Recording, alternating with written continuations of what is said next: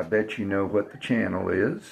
I bet you know it's a thoroughly amateur production. If you've watched this far, you may have stopped at the first second, in which case I'm not talking to you. Obviously, you're not here. But if you're still here, you know what the channel is. You know it's a thoroughly amateur production. You can probably tell that in multiple ways. What you might know and might not know is that I'm Robert McKay, and now you know it. If you're new to the channel, and I don't often get new subscribers, I'm at 86 right now as I record, which is on the 21st of April 2026. At this particular moment when I'm recording, I have 86 subscribers. Wow, 86, that's a big number. No, it ain't. But it's as big as this channel has ever been. It's a niche channel. Whiskey for beginners. Most whiskey channels out there, they don't try to push away beginners, certainly, but they're for people who have been drinking whiskey a while. And when I was first starting in 2021, I could not find in one place the information that I wanted to find out about whiskey, so I started the channel. It's a longer story than that, really, but that's the basics. And so I'm here to give you basic information.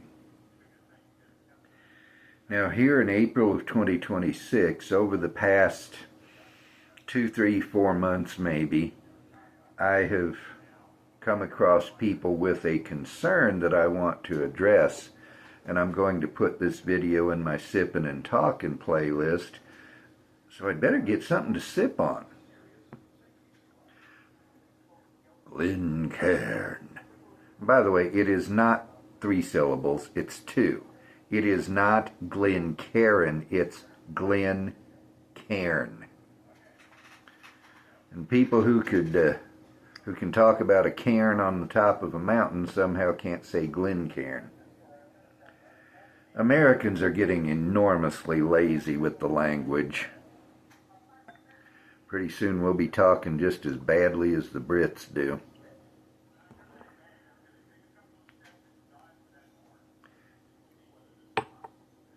This is Wild Turkey Rare Breed Kentucky Straight Bourbon Whiskey. It is 116.8 proof. I got it on the 25th of March at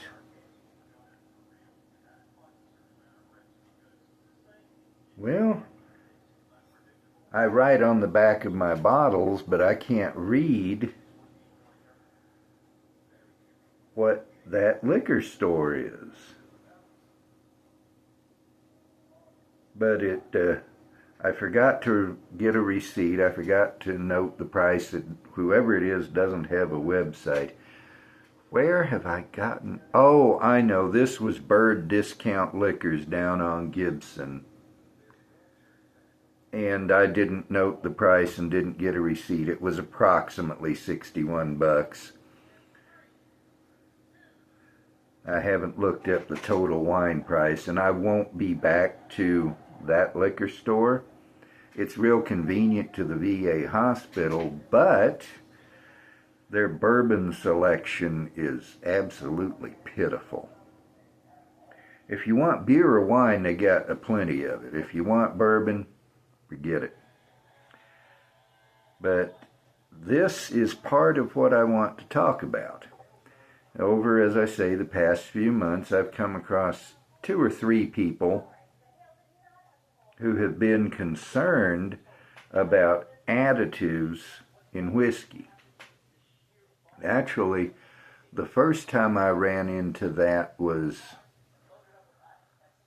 maybe 3 years ago, when somebody told me that the one bottle that I've had of Balcones True Blue corn whiskey. It's the barrel proof version of their 100% roasted Texas blue corn whiskey.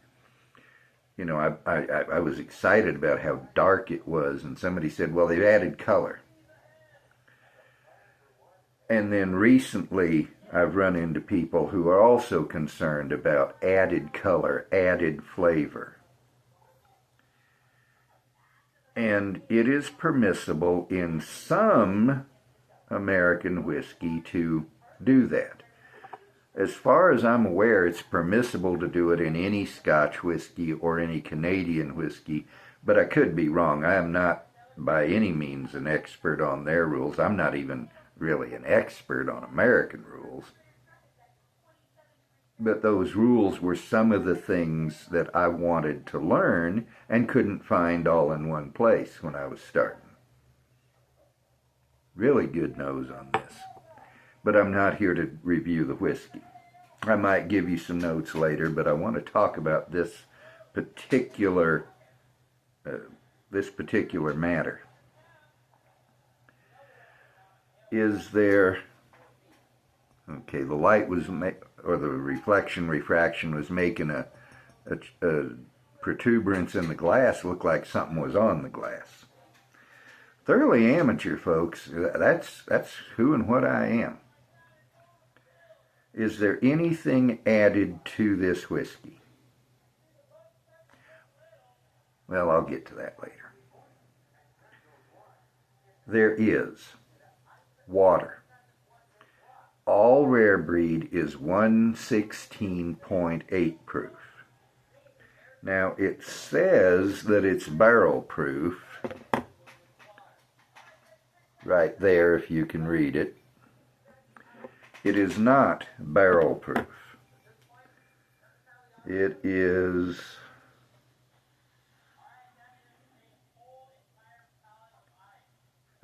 right under barrel proof. We got some really fine print. A unique uncut blend of bourbon whiskey crafted in small batches. For every bottle, for years it's been, to be exactly 116.8 proof, they have to add water. You are not going to be able, no matter how you work it, to batch a number of barrels together and have it always come out 116.8 proof as they mingle together. So they are adding water. How do I know that they can add water? It is Kentucky straight bourbon whiskey. And one of the rules that the federal government has laid down is that if you call it a straight whiskey, the only thing you can add is pure water to bring it down to bottling proof. I have another bottle here. You saw me reach and then decide not to a moment ago. This is Evan Williams bottled in bond. Well, I don't know if the gold is going to show up there. Now you can see the gold, kinda. It's Evan Williams bottled in bond. That was about 61. This was 1999. I got this on the 17th of December 2025 at Total Wine. As you can see, I've been drinking on it, but I've had it, as I say, since December. So I'm not drinking a ton. And granted, I have several bottles that I rotate through, but still, if I was just slamming it back, that would have been gone long ago. Now, why do I show you a bottled in bond whiskey? Because this being, again, a Kentucky straight bourbon whiskey, bottled in bond whiskey, by definition, is already following all the rules of straight whiskey. Straight whiskey cannot be any younger than 2 years old, Bottled in bond requires 4, so meets that criterion. Straight whiskey must be distilled and bottled in the same state. Bottled in bond meets that criterion. Criteria is plural. The singular is criterion. Media is plural. The singular is medium. Data is plural. The singular is datum. Americans don't understand this because Americans don't speak English too well. Not as bad as the Brits, but we're getting there. Anyway, bottled in bond whiskey has to follow every rule that the government requires of straight whiskey plus a few extras, which means that this being 100 proof, they added pure water to bring it down to that proof, because no matter how hard you work at it, you are not going to be able to find a batch which produces the flavor profile, and when you marry them together, comes out naturally at exactly 100 proof. I haven't sipped yet. How dare I do a sippin' and talkin' video and not sip? I'll sip.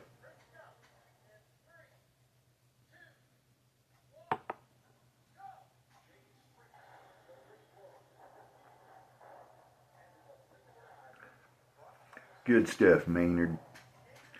Not the Maynard on Miami Vice either. We don't have nothing to do with Captain Real Estate or the Sergeant. In a couple of 3 episodes, he has all those monikers.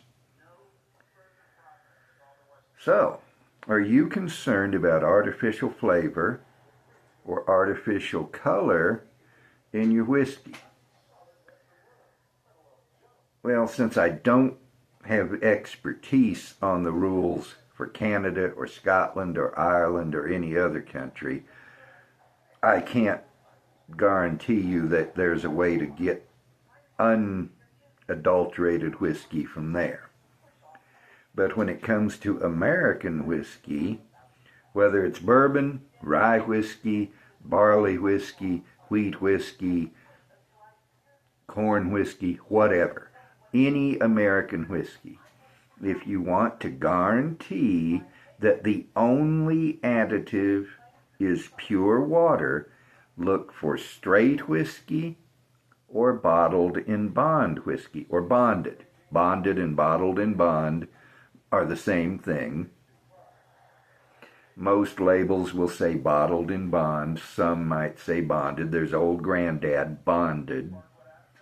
But it's bottled in bond. You look for either straight or bottled in bond, and you have the guarantee that the only thing in there is whiskey and water. Now, it might be that there's some whiskey you like which is not straight whiskey, which is not bottled in bond whiskey. It's just whiskey. And it may be that in that there is no adulteration, but you don't have the guarantee. If you want that guarantee, you have to look for straight or bottled in bond. And most whiskey you're going to find is going to be straight whiskey. Not all of it, but most of it. Most of the rest is going to be bottled in bond, which, again, meets the rules for straight whiskey. So you look for one of those 2 things and you have a guarantee that it's just whiskey and water. And all whiskey has water in it anyway. It is impossible, for reasons that are beyond my comprehension. It has to do with chemistry or physics or some such thing. It is impossible to distill alcohol to actually hit 100% purity. you can only go to about 95% pure. So say 190 proof. And alcohol at that proof you're not going to be drinking anyway. That's industrial alcohol. Although you can distill vodka up that high and then proof it down, because the whole point of vodka is to distill out all the flavor. Now, if you are a vodka fan or a rum fan or a tequila fan, I don't believe the word straight applies there. Now, you can make vodka in the United States. You can make rum in the United States. By definition, tequila only comes from Mexico and only a certain part of Mexico. So, obviously, American law isn't going to apply there.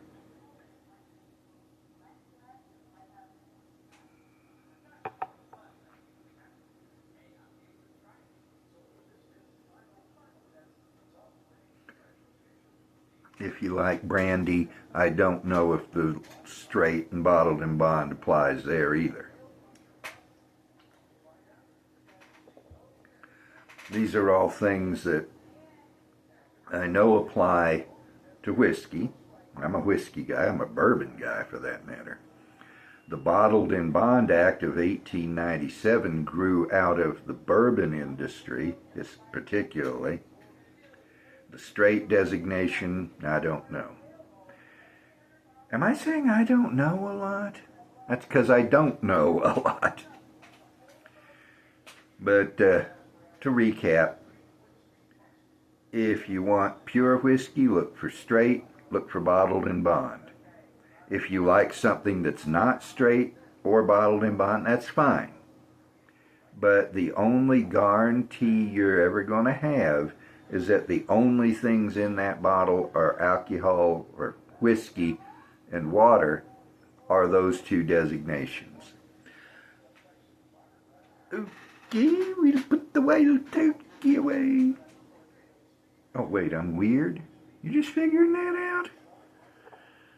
Yeah, obviously you ain't watched the rest of this video, much less all my other videos. I don't suffer from insanity. I enjoy every minute of it. Yeah, I'm crazy. Unlike Milo Sturgis and the Mysteries by... My brain just went utterly blank on who the author is. But it's Alex Delaware and Milo Sturgis, and I can't call the man's name. That's irritating. But in those mysteries, in one of them, Milo Sturgis says something like crazy. The only time I like it is when Patsy Cline sings it. I think Willie Nelson wrote that one. I know he wrote Hello Walls, which I believe it was Fair and Young recorded. Years before anybody knew him as a singer, Willie Nelson was writing songs. Now he's 90 years old and famous for his own music. Anyway, I put that aside and now I'm babbling, sipping and talking. See, talking, babbling. I ought to call it sipping and babbling. You know, and that's really silly, weird, bizarre, me note. Here's how.